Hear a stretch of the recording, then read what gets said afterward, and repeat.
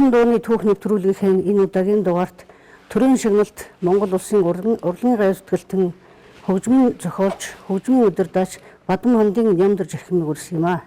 За манай нэвтрүүлгийн урилгыг хүлээн авч хүрэлцэн ирсэн эрхэм танд чин сэтгэлээ сайн баярлалаа.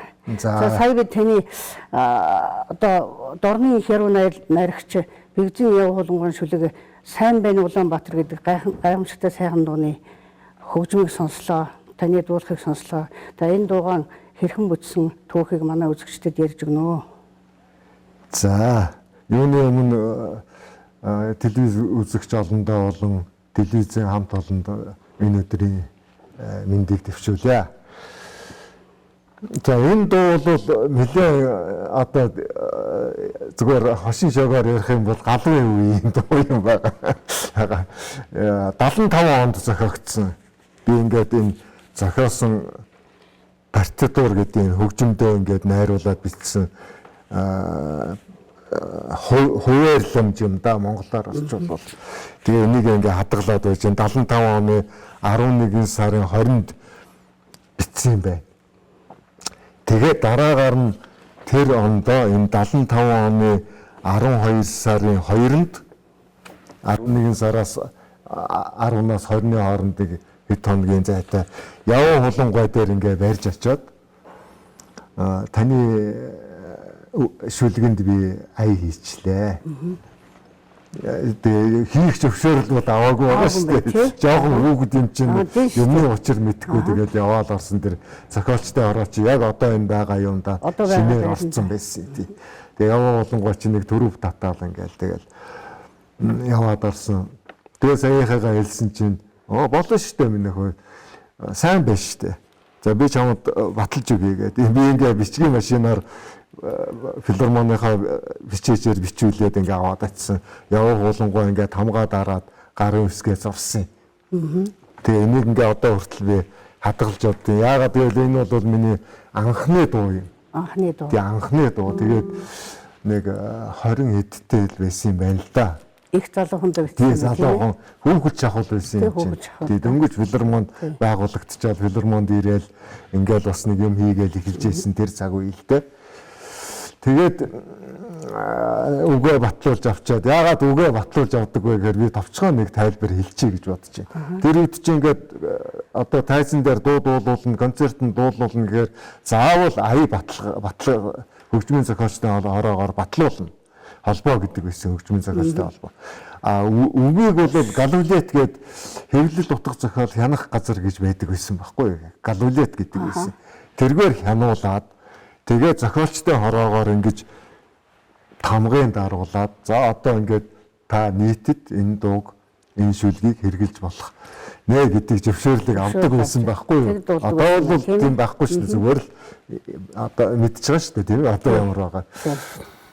За ингэдэг байсан учраас яг ингээд энэ шүлгэн дээр би зөвшөөрлийг авахуулаад за ингээд за одоо хинээр дуулуулах уу гэдэг манай Төмөрбаатар дөнгөж ирсэн филармон угаасаа яг дөнгөж байгуулагдаад удаагүй нэг л 2 жил болж исэн баггүй юу. Тэгэл за Төмөрбаатараараа дуулуулъя гэл ингээд найруулгын хийгээл сургууль хийсэн. Төмөрбаатар маань угаасаа их орос дуулдаг хүн шүү дээ. Орос ээжтэй тэр хүн чинь унган орос хэлтэй, ундаг соёлтой оросд сургуульд сурж ирсэн тэр одоо мундаг хүн шүү дээ.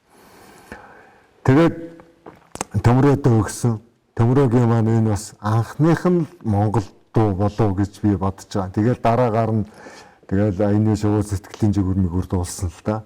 Тэгээд яг өөрийнх нь залуу байлгүй яг бас л миний үеийн надаас нэг ганц 2 дүү л нэг юм 2 дүү байсан баг.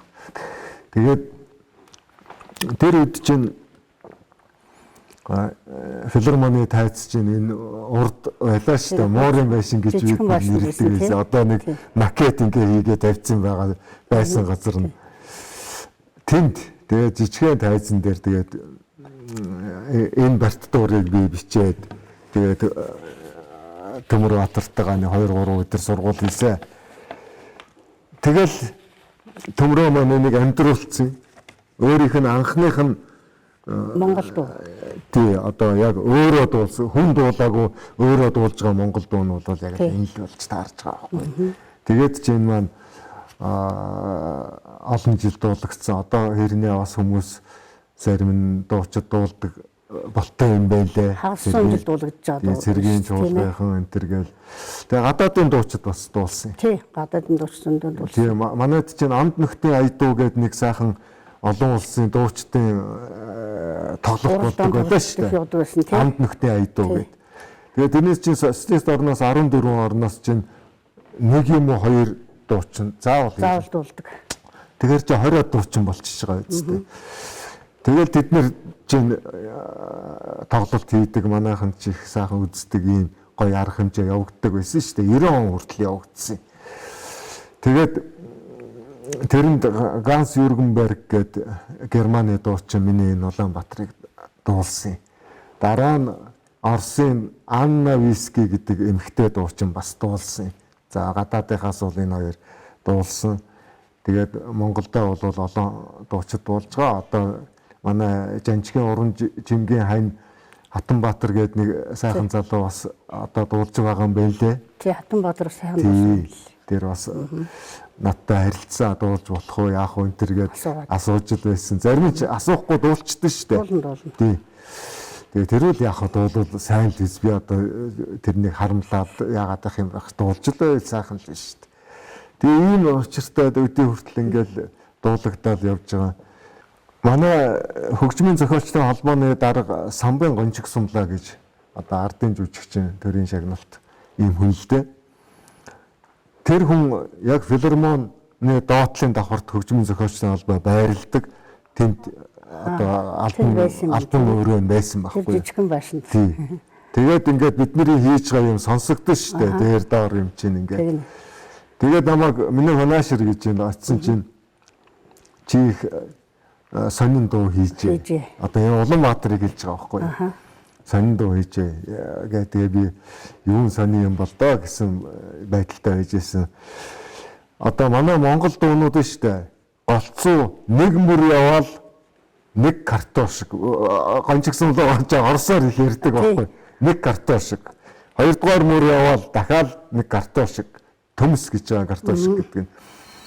Тэрний юу гэхээр манайх дараараар ирээ даа гэж барьдаг штэ. Барьдаг нотыг ингээ бөөрөнгийн нотоор тэмдэглэдэг байхгүй юу? Тэрийг картошик гэж байна. Тэгээд ингээд хоёрдугаар мөр явлаа бас картошик. Ингээ 3 4-р мөр дандаа картошик байдаг юм аа.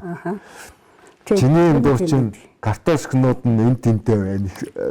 Сонин тэгээ ритм юу энэ төр нь бас их юу болж зүгээр нэг л байдаг юмнаас арай өөр болжээ гэж надад урам өгч ирсэн. Тэгэл би бас ийм мундаг том хүнээс үнэлгээ аавна гэдэг чинь тэр үедээ бол хагартлаа баярлна үсттэй. Тэгэл одоо цаашдаа юм хийх урам зориг улам нэмэгдэж ингэж л явсан юм да. Таасан тэгэхээр их жаахнасаа урлагт орсон хүн байлээ шүү дээ. Цэргийн жуулгад бүрээчин байж байгаа. Тэгээд 10 жилийн сургууль байхдаа хамтлаг байгуулад тэгж баахан явж байгаад тэгээ энэ филармоны Баян Монгол жуулгад дөнгөж орж ирээд хөгжимчин байж байгаад удаагүй одоо нөгөө Ленинград та нэг хөгжмийн удирдлагын сургуульд явсан тэрнээс өмнө зохиосон дуу юм байл шүү дээ. Тийм шүү дээ. Өмнө. Тийм их залуу байхдаа зохиосон дуу юм байл шүү дээ. Тийм Ленинград сургуульд одоо дээд боловс сурал эзэмшихээс өмнө одоо өөрийнхөө байгаа доторх материалаар л юмаа хийдэг байсан, найруулгаач хийдэг байсан. Сая тэр юу л да. Угаасаа манай гэрийнхэн чинь их тийм ах дүү нар хөгжим тоглодог, эгч нар маань шанз, мандолин гэдэг нэг юм байдаг байсан. Одоо хүмүүс мэдх юм уу? Мандолин гэ 8 утастай 2-2-оор хосоор нөгөөлдөг. Тэгээ шанз тэгэл манай том ах чинь баян аккордеон тэгэл амунхуур гитар элдэн тоглодог л ах дүү нар байсан л да. Концерт шинжилээр гэртээ эдэр тоглодог эдэр сайн. Тэгээ тэр маань бол бас их нөлөөлж байгаа шүү дээ. Гэрийн багын орчны нөлөө. Тэр орчин чинь бас их нөлөөлж байгаа байхгүй юу? Тэгэл гитарч тоглож байсан. Би тэр ах эгч нарынхаа барьдаг юмнуудыг бүгдийг л барьж дуургаж дондон ингэж л байсан. Дуу аян оруулж л байсан. Тэгэл одоо манайхан би Монголын анхны гитарист гэж ярьдаг хүмүүс байдгийн. Тэгээ одоо би боддгийн би лав гитар тоглодог байсан, миний ах тоглодог байсан, миний ахаас өмнө бас хүн тоглодог байсан болол ах маань сурж тоглосон байгаа үсттэй. Тэгээ анхны гэдэг чинь арай л биш бах та гэж над бас дотроо бодогдоод явдаг байхгүй юу. Тэр хүн бол тэгэж бас хамаагүй тэгэж ярьж болохгүй юм байна. Тэгэхээр таны ах дүүндэр ингээд бүгдээрээ ойр орчны чинь хүмүүс бүгдээрээ хөгжим тоглодог байсан гэж. Тэгэхээр таны аав ээж урлагийн хүн байсан уу? Яагаад гэр бүлэрээ тэгээд тийм хөгжимд хорхооссон? Аав ээж маань бол сэхэтэн хүмүүс. Одоо манайх чи сэхэтний гаралтай гэр бүл гэж одоо тэгж ярьдаг юм уу яриха болцсон юм шиг байгаа. Тэгээд ээж маань бол даран дахны хэлний мэрэгчлээ хүн. Тэгэл төвүүд манжин Япон тэгээд бичиг соёл өндөртэй.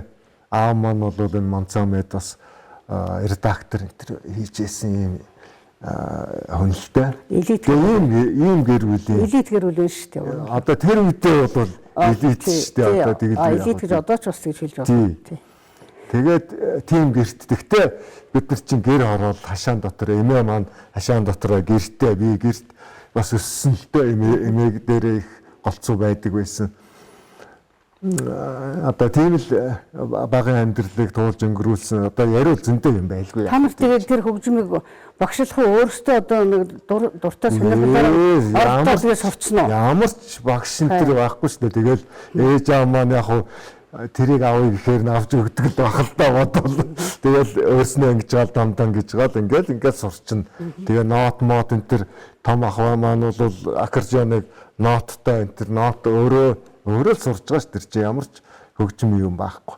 Тэгэл багаасаа тэгэж явсан. Тэгэл дараагаар нь 10 жилээ төгсөөд энд бас нэг олон түүх бол зөндөө биелдэ. Төгсөө тэгээд юу яасан 10 жилийн хөгжим 10 жилд байхдаа би үлээ өр хөгжмийн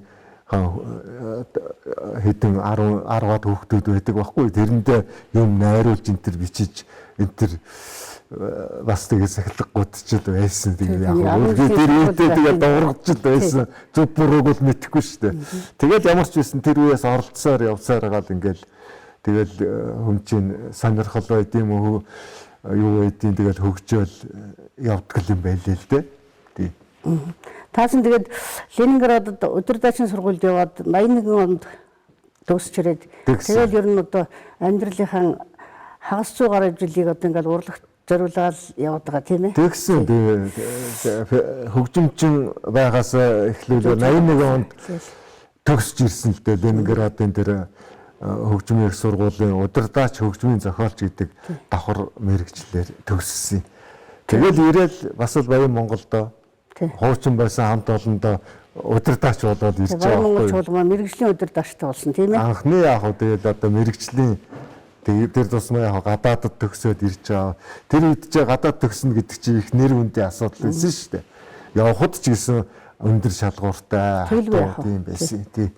Тэгэл удирдаачаар ажиллаад дунд нь яг хөө юу ясаа 10 жил сургуульд филармонд ирэхээс өмнө цэргийн үлгэршээ хөгжимд бас бүрээ үлээж турбаа гэдэг. Жижигхэн байхдаа бас баг багтаа тэр чинь турбаа гэдэг хөгжим сураал ойдов жамц гэдэг Пенрэ ордны хөгжмийн дугуйлангийн багш.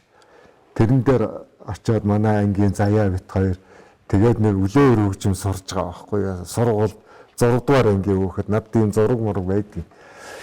Тэгээд нэг үлээр хөгжим тоглодог болцсон ингээд филармонд үлгэршээ хөгжимд ч бүрээчин хөгжимчин болоод тэндээ бас туслах удирдаачийн хэмжээнд очиад тэнд очихт чинь одоо манай Навааны Цэрэнбэл, Долгорын Самдаг сүрэн, Шагдрын Дорж Балхай гэдэг агуу одоо мундаг. Тэгээд Дорж Балхай гэж үлээр хөгжим тийм ээ. Үлээр хөгжмийн миний багш нар удирдаач Орос сургуульд сайхан байсан тийм ээ. Тий. Эднэр чи одоо миний багш байхгүй. Манай Сандаг Сүрэн багш их чи одоо ямар ч хөгжим хэрэглэхгүйгээр ингээд найруулга бичдэг ийм авьяастай, мэдлэгтэй, сонсголтой ийм хүн байсан шүү дээ. Одоо бол заавал ингэж ингэхгүй бол зүгээр шууд ингээд цаас бариад найруулга бичин зүгээр аяж зохиож байгаа биш шүү. Өглөөр хөгжмийн найруулга бичин гэдэг чинь тэр хүн ямар эрдэм боловсралтай хүн байж вэ гэдэг. Тийм бай. Тэгээ одоо тэр үед бол ямар одоогийнх шиг алдар цад өнтер ингэж дэлгэрэнгүй байсан биш дээ. Тэгэл тэр үедээ тэгж байж байгаа. Энэ манай миний багш нар бол би маш их дурсаж, маш их хөндлөж явдаг ийм хүмүүс байдгийг. Их юм сурсан тэр хүмүүсээс.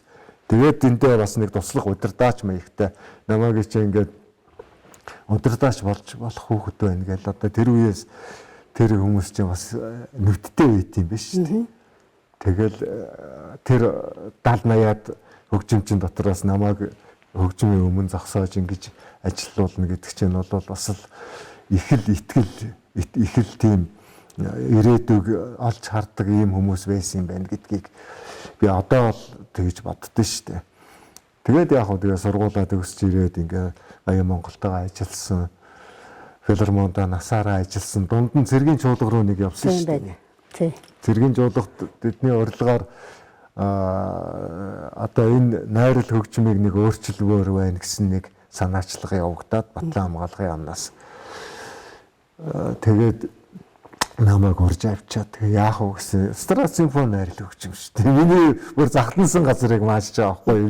Би энд бол яг Страт симфони найрал хөгжмөө симфони оркестртгаа Баян Монголоо нийлүүлж байгаад ингээд юм бичээд радио өндөд бичүүлээд ингээд ийм байсан. Тэгээд намайг одоо мэдэн шүү дээ тэр урлагийн хүмүүс чинь тэгээд намайг тэнд урьж авчаад ингээд тэр одоо байгаа Страт симфони найрал хөгжмөө чинь байгуулж өглөө.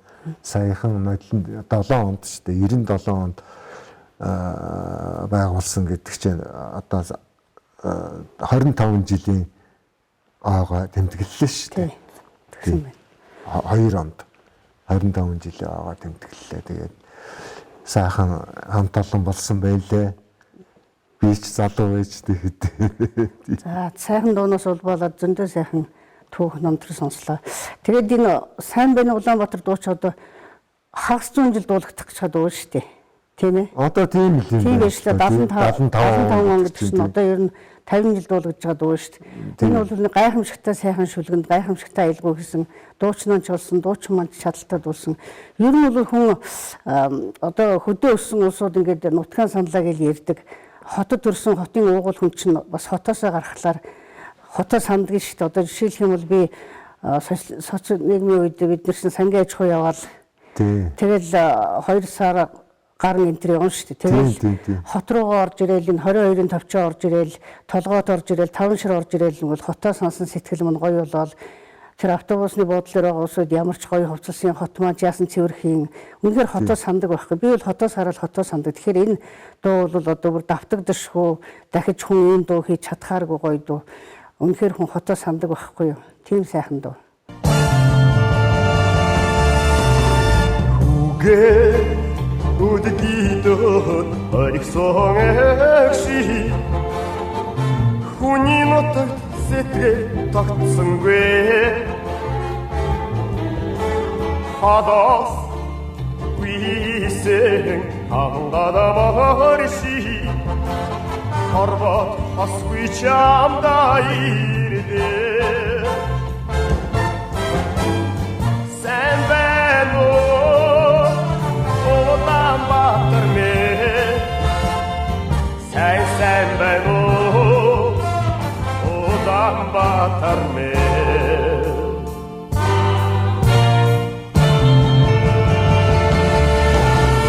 сайхан мэндэлсэн эх бүрэ хоёрсэ сайхан гүйсэрэ холбоотой гадаа Хотны жамтэйга бичээ энэ биеэрээ холбоотой юмаа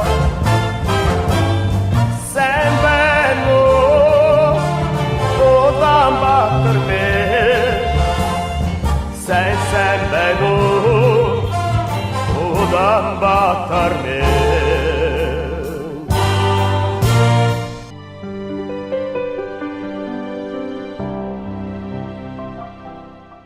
Танд ч бас нэг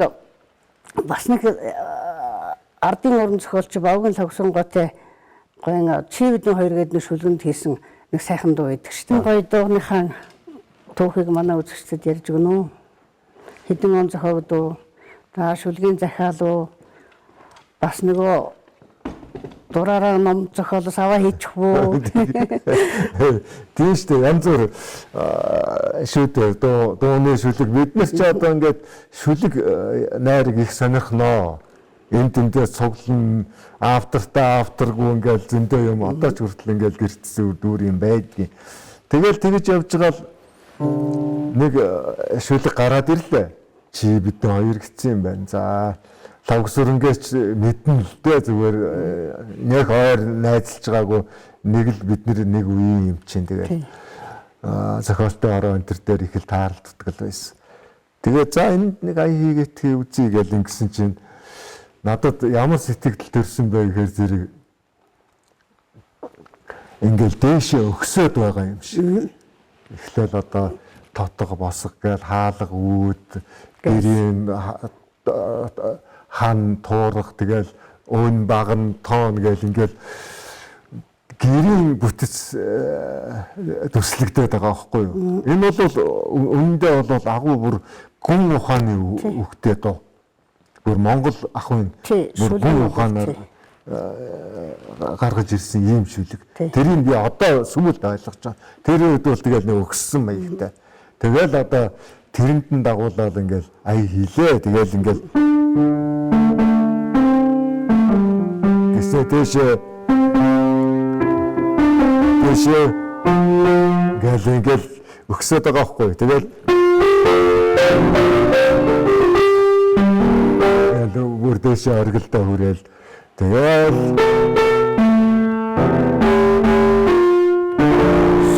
хөтлөөд байна тийм ээ. Шүлгийн аяндаа ингээд хөтлөөд аяны бүтцийг гаргаад ирж байгаа байхгүй. Тэгээд ингээд хийцэн.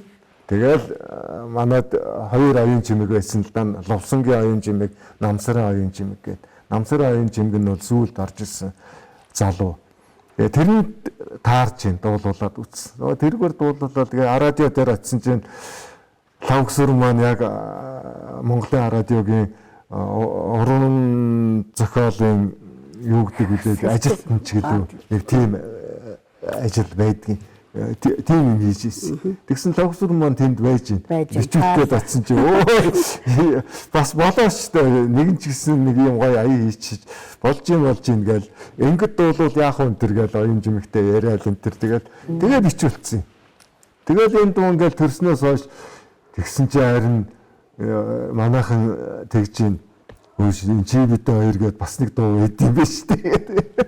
Тэгсэн тэрийг сонссон чинь ардын дуу маягтай одоо манай Зундын Бацүх урлагийн гавьяа зүтгэлтэн Төв аймгийн хөгжим багш байсан шүү дээ. Тэр үний хийсэн нэг ая байд юм байна. Өө тийм үү. За яах вэ? Энэ шүлгэнд хийсэн үү? Яг энэ шүлгэнд хийсэн. Тэгээ яах вэ? Тэгээд энэ миний хийсний юугаар нэлээд төгссөн л дээ. Хэдэн он зохиогдсон дуулаа? Эн чинь 84 онд одоо би сургуулаа төгсөөд ирсэн байсан үе л дээ. 84 он зохиогдсон. Тийм. Одоо бас л 40 жил болж байна. Тийм байна. 40 жил. Чи оюун чимэг нэг хэсэгтэл дуусан тийм ээ? Оюун чимэг чинь сүүлрээ бол өөр дуучид аминаа дуусан байна лээ. Тий, нэлээд хэдэн дуучин дуулсан. Тэгээд аминаа бол бас би бас сууст хичээл ордог байсан шүү дээ нэг хэдэн төрлийн. Тэгээ миний хичээл суудаг байсан. Гой клип хийлгсэн байлээ би тэгээд уран талбайд явж байгаа энэ төр хийлгсэн тийм ээ. Тийм надад юугаа тийм клип хийсэн байлээ. Бэлгэлсэн л дээ. Тэр клиптэй CD-гээ бэлгэлсэн. Тэгээд аминаа сайхан дуулсан. Би өөр дуучид тэгэл одоо бас нэг хоёр залуу дуучин дуулж байгаа юм байна лээ. Нөгөө Батэрдэн Оюумаа гэдэг тэр хоёр бас нэг дуулсан. Аминагийн өмнө дуулсан бахаа. Аминагийн өмнө дуулсан. Тий. Тэгээд ер нь одоо хормын ордны сүлдөө болох шатсан байсан гэсэн шүү. байна. Тий. Энд чинь хорны ордонд их дуулдаг байсан. Тэгээд энэ дуугаар чинь UBS телевиз бас нэг нэвтрүүлгийнхаа гол юуг болдог, гол дууг болгоцсон энэ төр хэрэгэлсэн гэсэн. Сүүлд баяр балхчин энэ төр уулзахдаа ярьж ирсэн. Тэгээд ингээд түгээд явж байгаа нэг ийм дуу байдгийн. Шүлэг нь бол агуу шүлэгч тийм ээ. Ер нь тогсронгон шүлэг бол ерөөсөн ястай энэ дууны шүлэг өчтөг улсууд үлгэр жишээ авмаар шүлгэнүүд байдгийг шүү дээ. Үнэхээр одоо тэр тусгай төрсөн хүн гэдэг бол тусгай байдгийн агуул зүгээр ерөн хүнтэй зөвлөхийн аргагүй. Ийм л сэтгүүтэй, ийм л дотроосоо дээрээсээ өгөхлөлтэй ийм л хүн. Тийм маш их философитой шүлэг өчтөг тийм ээ. Тийм энэ бол одоо бодож байхад тийм байгаа байхгүй. Үнэхээр тэр Монголын ахуй Монголын гэр гэдэг юмыг ингэж гаргаж ирсэн.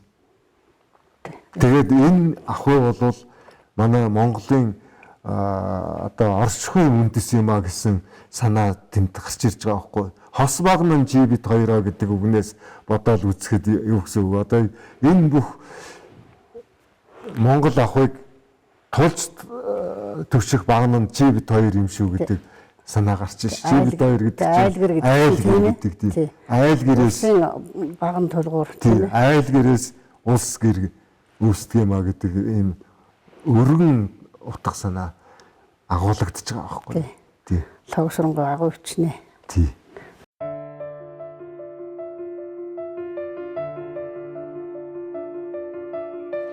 Алтан нарыг тооноон гээд алга дэлхийг гэрээгэвэ хөх тэнгэрийг мөрлөн өндийсэн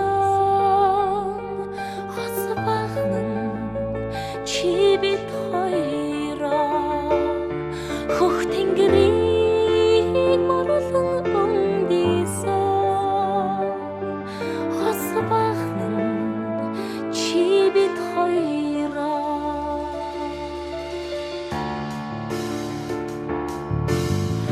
өвийн өндрийг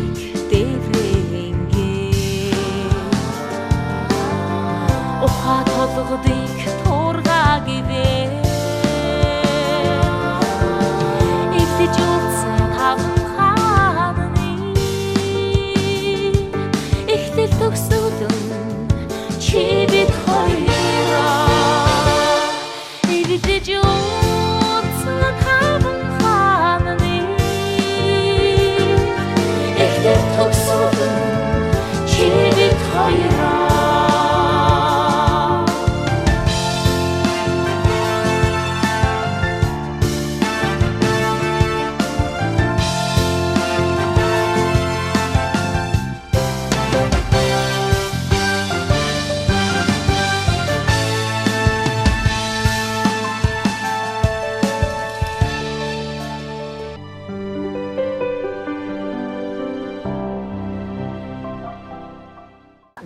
оюун чимэг гэдэг дуучин Номсрын оюун чимэг тийм ээ.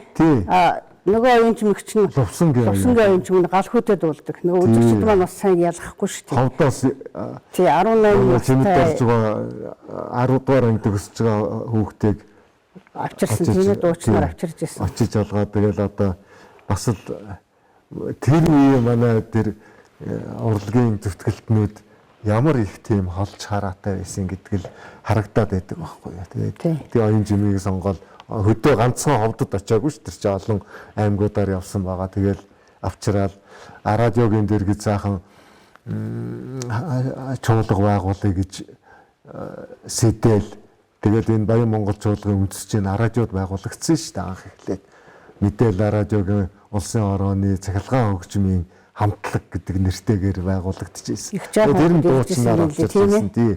Одоо тэр үеийн 10 дугаар ангийн хүүхдүүд жаахан шүү дээ тийм ээ. Жаахан байлгүй яах вэ тий. Одоогийнх шиг биш шүү дээ.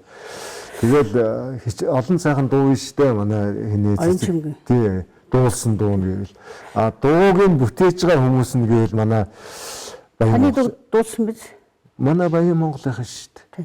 Дуугийн бүтээж байгаа нь одоо Тогтхын урт насан байна, Бизягийн даваа байна, Лунжгаан Батаа байна гэдэг. Манай одоо энэ Монголын одоо бол орок поп гэж их ярьдаг болж л дээ. Тэр бол эстрад гэдэг байсан. Одоо тэгж яриад байна. Эстрад гэдэг чинь бас грек үг шүү дээ. Давцсан гэсэн тийм утгатай.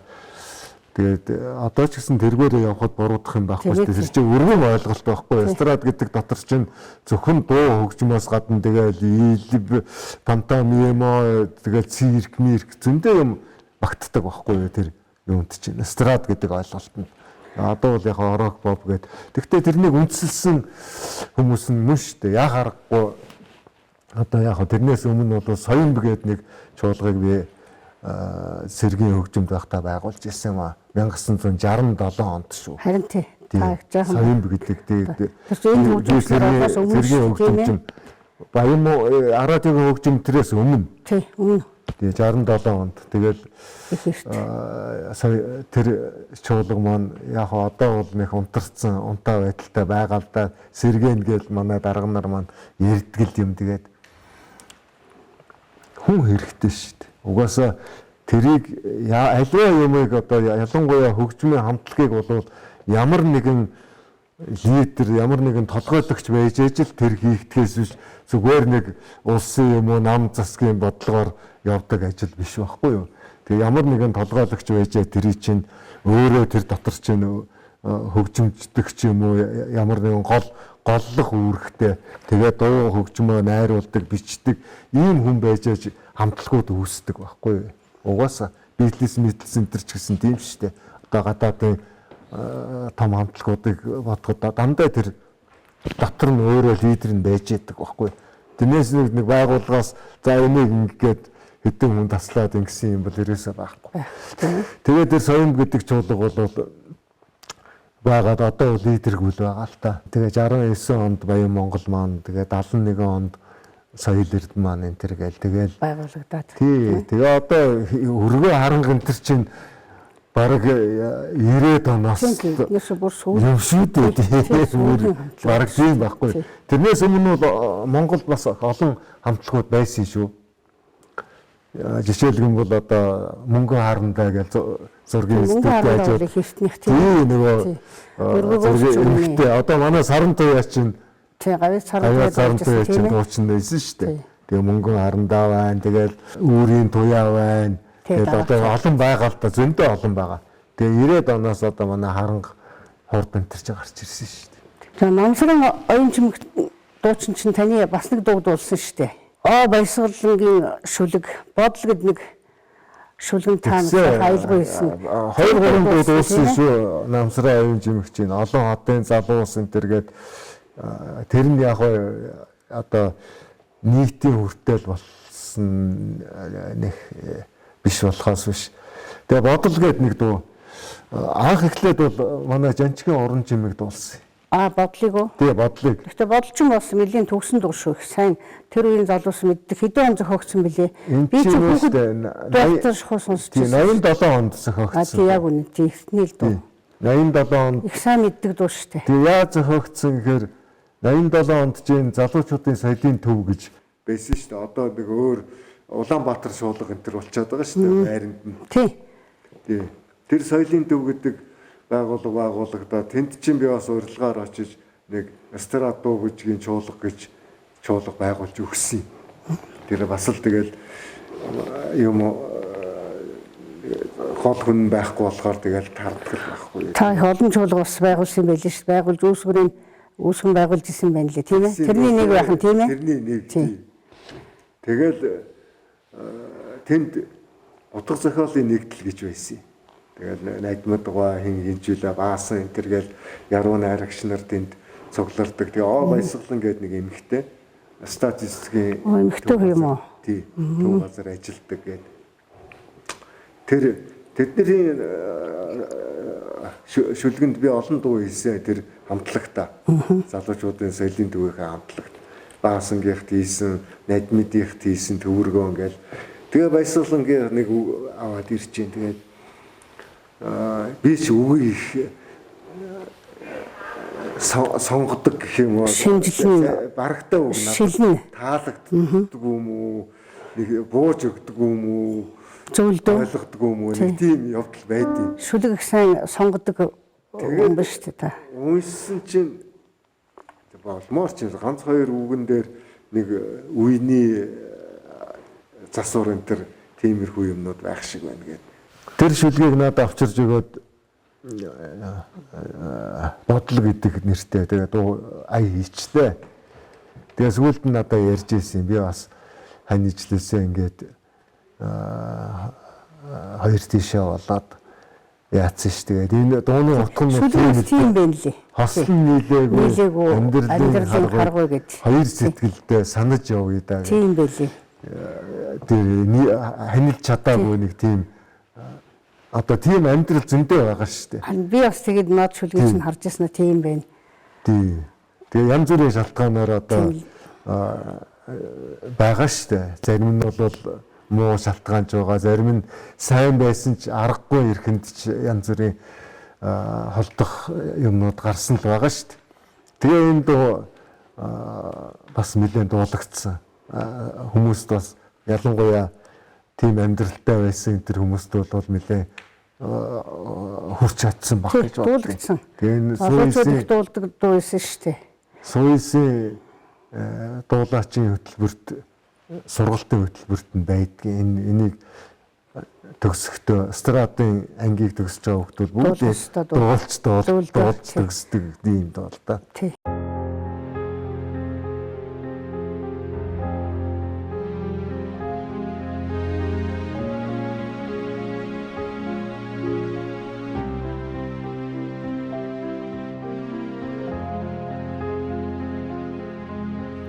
Үчил саранг зүудэлгэрэл түлж очирлын болцоог зүрхэнд үлдээсэн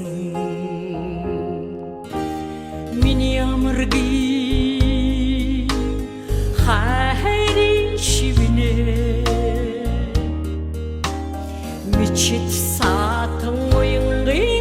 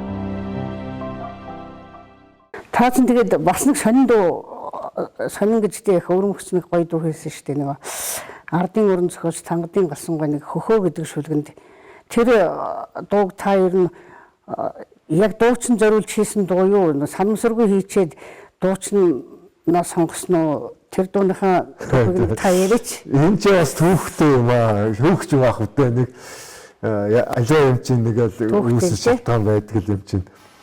90 онд шүү дээ яг цагаан морин жил Тангадын галсан манай Саксны Сүхбаатар одоо төрийн шагналаач авсан гавьятаач авсан тэгээд бурхан болсон шүү дээ манай агуу хөгжимчин хүн байхгүй миний бодол гээд бас нэг саксофоны гоцол энэ тэрийг тавуулсан. Тэр үед чинь нэг тайлан тоглолт гэж нэг ярьдаг байлаа шүү дээ.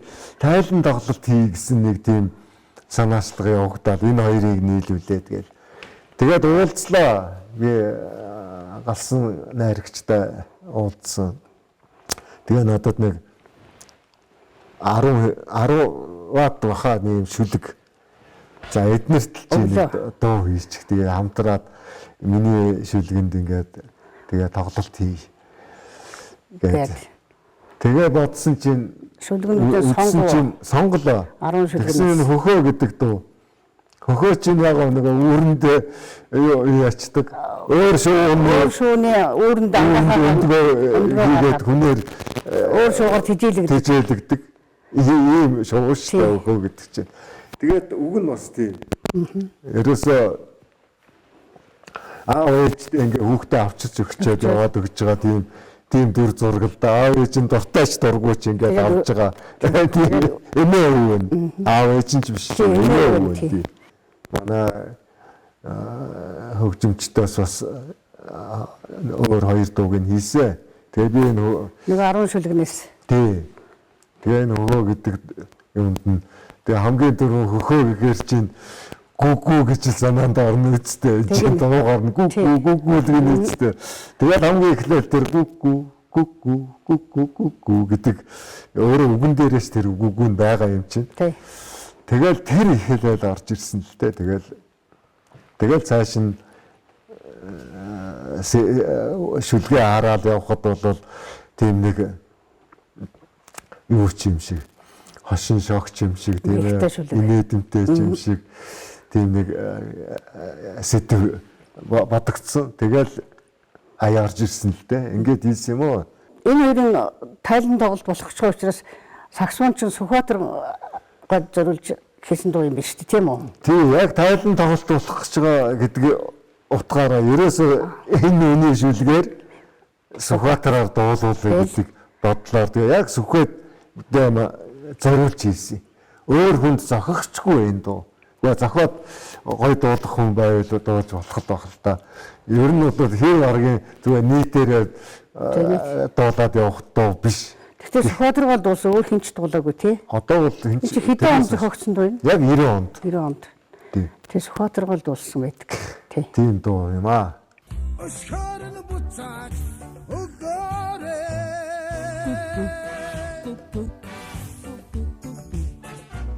Зэрэгтэл бол мундаг хүлээж авсан намайг. Тэрнээс хойш намайг чинь Сүхбаатар биш хөхөө зохио явж иртэл гэдэг болсон.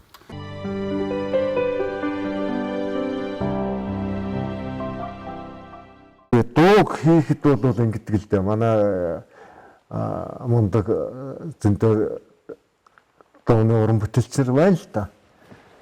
Зүгээр мундаг биш ч гэсэн зөндөл хүмүүс байна. Тэгээд би одоо 100 дууныхаа номыг гаргах гэж байгаа гинөө, тэмдэглэх гэж байгаа гинөө энэ төр гэж ярьж байгаа хүн байдгийн. Их олон дуу. Тий, одоо 100 дуу гэдэг бол тийм бага тоо биш. Биш. Одоо миний хувьд гэхтэл одоо 30-40-оос итэрэхгүй хамт шимээ дуулсан дуулаагүй ингээл элдв яхад нэг хүрхүүлүүдаагүй болов зөвхөн хөгжийн бүтэээл бол олон байдیں۔ Ялангуяа найруулга бол таймаа алдсан л та. Тэгээ хөрвүүлж дуулсан дуу хөгжим бол таймгаа олон юм билээ шүү дээ таны. Үгүй одоо тэр үед чинь шүү дээ Баян Монгол соёл эрдэнэ хоёр хамтлаг л байлаа. Тэгэл яруу найрагч нар чинь биднэр лөө хушуурдаг л байлаа шүү дээ. За тэгээ би нэг ганцхан жишээ түрүү хэлжсэн анд нөхдийн айдуу гэдэг нэг арга хэмжээ болдог байсан гэсэн шүү. Тэрнээс 20 дуу чи ирж байгаа шүү дээ. 10 социалист 14 орноос ч 20 дуу чи. Заримаас нь 2, заримаас нь 1 гээл.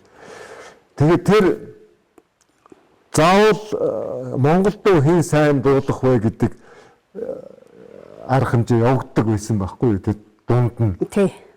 Тэгээд 2 Монгол дуу дуулна. Өөрийнхөө дуунасууд нь 2 Монгол дуу дуулна. Тэгэл тэрний чинь одоо 20-оор үржүүлчих л да. За 20 бай гэхээр 10-аар л үржүүлчих. 20 дуу болно үстэй. Тий. Тэгэхэд зөвхөн тэр арга хэмжээнд ихтэл 20 дууны найруулга хийдэг л байсан байхгүй. Тий. Тэгэл одоо манайхаар дуугаа дуулуулъя гэсэн хөгжмийн зохиолч нар ч ирнэ. Яг манай хамтлагт ингээд бичгэд бас тийм юугүй ухаанаа сайн олж чадаагүй тэр үед чинь тийм байлаа шүү дээ. Хүн болгон л одоо Баян Монгол бичээд байдгүй л байсан байхгүй. Тэгээд манай хэдл ингээл бид хэдл бичнэ л дээ. Тэгэл бодоход хичнээн дуу найруулж өгсөн байх уу. Одоо Баян Монголоор дуулагдсан дуунуудын за бүгдийн биш гэхэд би 3 хүн хийсэн гэж 3-ны 1-ийг би хийсэн л байгаа шүү дээ. Тэгээ гадаадын дууч чинь өөрийн орныхоо дууг дуулахдаа энд ирж найруулга хэлгэж дуулуулж байгаа. Тэгсэн зэрэг зөндөө олон дуулсан. Энд дэс дуугаа сонгож байгаа байхгүй. Өөрийнхөө орны нэг дууг нэг дууг дуулдаг юм байна. 2-3 дууг дуулах юм байна. Тэгээд Монгол дуунаас нэгийг дуулах. Монгол дуунаас нэг юм уу 2-ыг дуулна заавал. Тэгээ ирж дуугаа сонгодог байхгүй. Энэ чинь нэрс гарцсан. Тэгээд аян бид нар ингэж аялж өгөөл ингээл за би энэ дууг ингээл ингэж хийдэгдэг байсан. Тэгэхээр таны хөрвүүлсэн дуу хөгжим бол таймгүй олон юм билээ шүү дээ. Одоо тэр бол тоогоо алдсан. Тэр хөгжмийн бүтээл бол занхалтай юм л да. Минийх дуулаачийн бүтээл гэхээсээ илүү дан хөгжмийн гоцол, тромбоны гоцол, турбаны гоцол, саксны хөгжмийн бүтээл тийм ээ. Тэгээ хөгжмийн хоршил хамтарч тоглох тэгэл жаз хөгжмийн бүтээлүүд бий л дээ. Страт симфони арил хөгжмийн бүтээлүүд гээл. Тэгээд юунууд бас Баян монголчин бас юу л да. Нэг онцлогтой л да. Радиод байхдаа бол зүгээр одоо радиогоор дуун явдаг байлаа шүү дээ.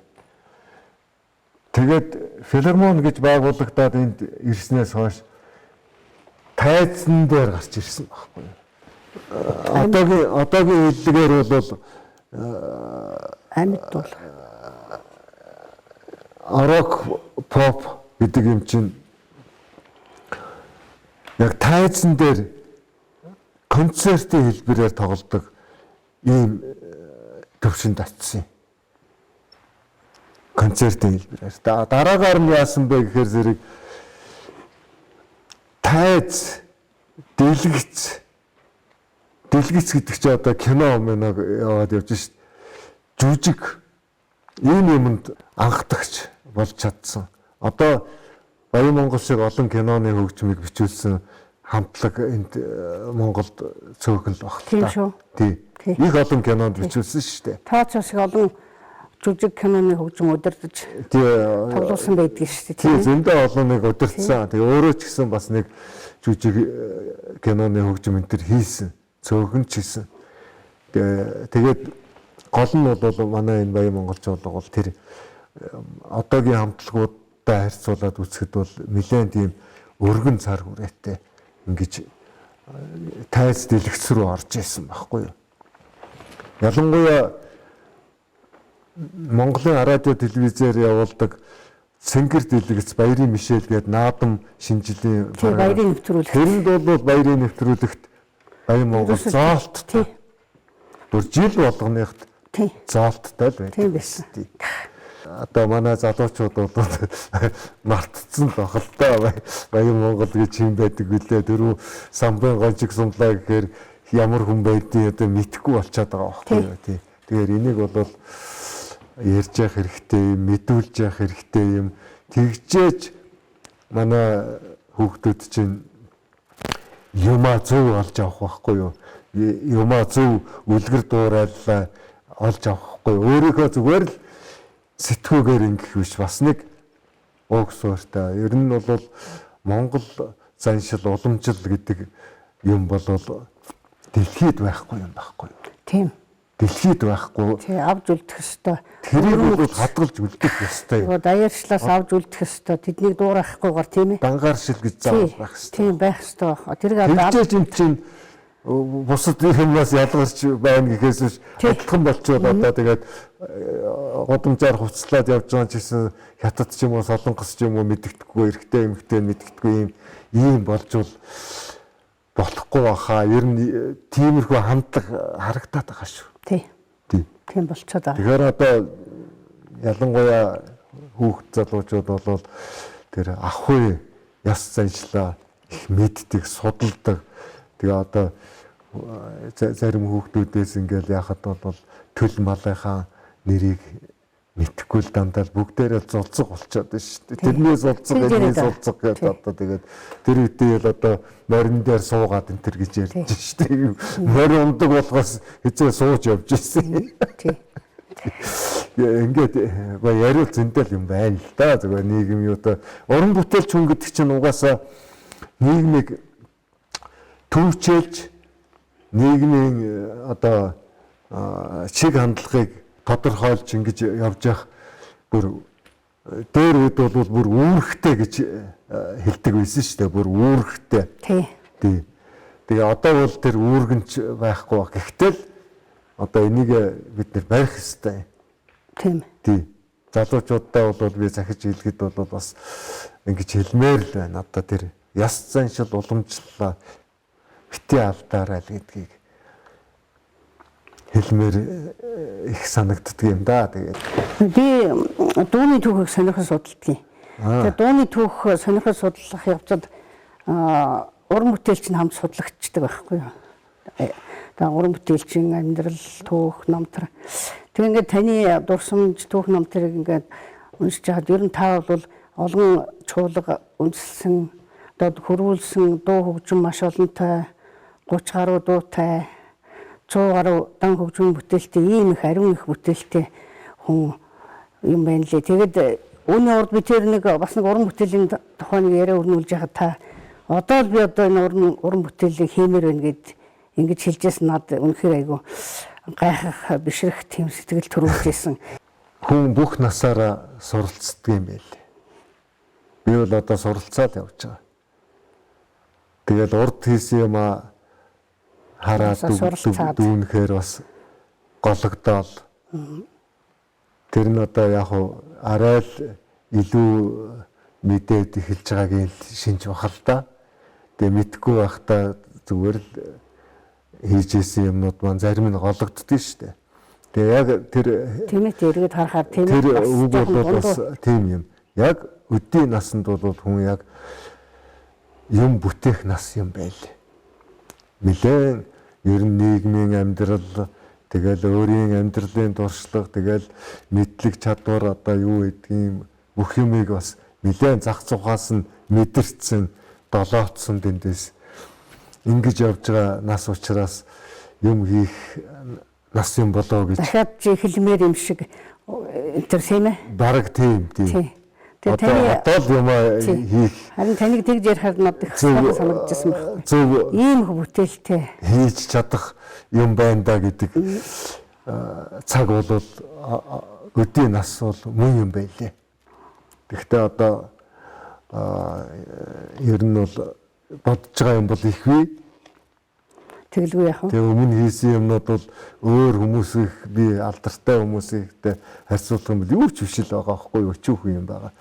Тэгээ би бас нэг нэлээд төлхөө юм хийх тийм зориг ирмэлзэлтэй л бодолтой л явж байгаа л да. Нэвтрүүлэгт орж оролцуулсанд зүгээр миний нэг өчүүхэн нэг хэдэн бүтээлийг бас ингээд үнэлээд нэвтрүүлэг зориудаар бэлдээд ингээд ажил болгоно гэдэг бол баярлаж талархах ёстой зүйлээ гэж би ингэж бодож байна. За уран бүтээлч бид нар чи уран бүтээлч хүмүүс бол их шуналтай хүмүүс байдаг. Тэгэхээр ямар шуналтай гэхээр зэрэг нэг сайхан дуу хийчихэл би одоо нэг хэдэн сайхан дуу хийцэн хэдэн хөгжим хийцэн гэж сэтгэл амар явдаг. Дахиад л хиймээр санагдал дахиад л бүтээмээр санагдаад идэг юм их шуналтай хүсэл шуналагтай болсууд байхгүй. Тэгэхээр та таны одоо идэл одоо Америкийн төрөл 70 настай хүн ерөнхийлөгч хийж байна. Тэгэхээр таны бас л идэл хийдэг цаг үе байгаа болохоор та одоо энэ уран бүтээл олон сайхан бүтээлийн хүсэл шуналдаа хөтлөгдөд энэ хүсэл шуналд ямар хязгаар байх ш олон сайхан бүтээл хийхийг хүсэн ерөөё. За баярлалаа.